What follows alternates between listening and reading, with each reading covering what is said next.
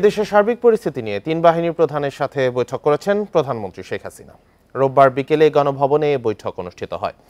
প্রধানমন্ত্রীর সাথে বৈঠকে আরও উপস্থিত ছিলেন প্রধানমন্ত্রীর নিরাপত্তা উপদেষ্টা, মন্ত্রিপরিষদ সচিব এবং সশস্ত্র বাহিনী বিভাগের প্রিন্সিপাল স্টাফ অফিসার। এখন জন্ম সনদ দিয়ে খোলো বিকাশ স্টুডেন্ট অ্যাকাউন্ট, নিজের বিকাশ নিজে কর। বৈঠকে দেশের সামগ্রিক নিরাপত্তা পরিস্থিতি নিয়ে সংশ্লিষ্টদের দিক নির্দেশনা দেন সরকার প্রধান। কোটা সংস্কার আন্দোলন ঘিরে সারা দেশে টানা কয়েকদিন ধরে ব্যাপক সহিংসতা হয়।